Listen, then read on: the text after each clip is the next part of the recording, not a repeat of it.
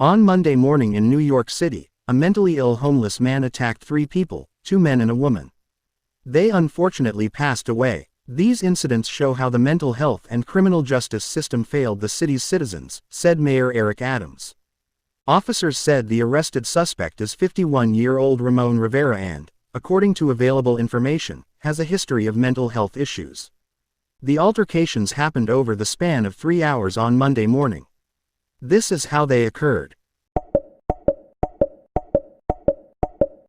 The first attack happened at 8:22 a.m. to Lotta Landy, a 36-year-old man from Peekskill, New York. It happened while he was standing by a construction site at the Chelsea section of New York City. Police said that a light-skinned man with a beard approached the victim and knifed him in the abdomen. The victim was brought to Bellevue Medical Center, where he was pronounced unalive.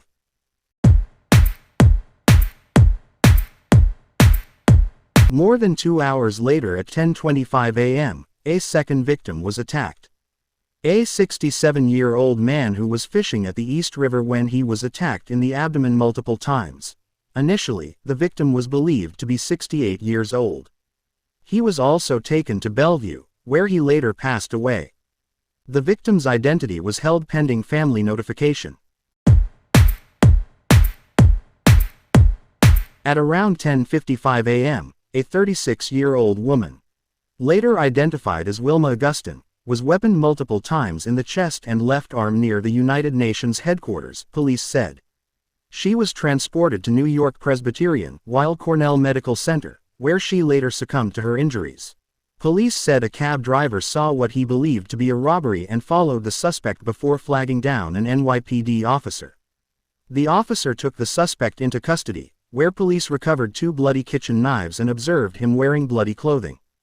When asked during a press conference on Tuesday morning, Mayor Eric Adams said, quote, "It's a public health safety issue," and he also said that this is the result of not taking action and ignoring people who need help. Rivera's has 8 prior arrests, 7 felonies and 1 misdemeanor, and he was involved in 2 incidents in which police encountered him as an emotionally disturbed person, according to police records. One of the questions is if he has been arrested 8 times, including twice where his mental health is in question and he has gotten violent, why wouldn't they hold him on a psych ward? Adams at Tuesday's news conference emphasized the need for legislative action at the state level, saying the city needed to take those who were unable to take care of themselves off New York City streets and give them the humane care that they deserve. Adams also addressed critics of his policies, including his directive 2 years ago allowing first responders to enforce a state law that allows them to potentially involuntarily commit people experiencing a mental health crisis. According to Bronx Work, 2/3 of homeless New Yorkers have some form of mental health issue, with 17% of them have a severe mental illness. While most can be addressed with community-based outpatient service or care, a small percentage can pose a big threat to themselves or others. Another question I have before I continue is with certain people being homeless and trying to address other basic needs like finding food, cleaning up, and getting away from the elements.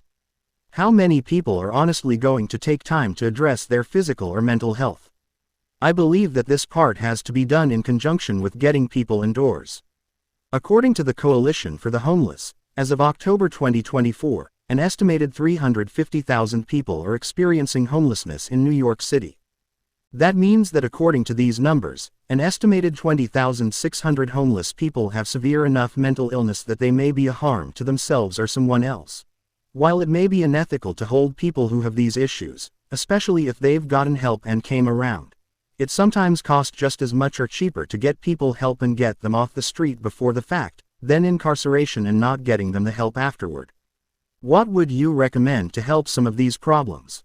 Leave your ideas in the comments below. If you feel an emergency coming on or just want to speak to someone, please call 988. They will help you get the help you need. Until next time, please take care of yourselves and each other.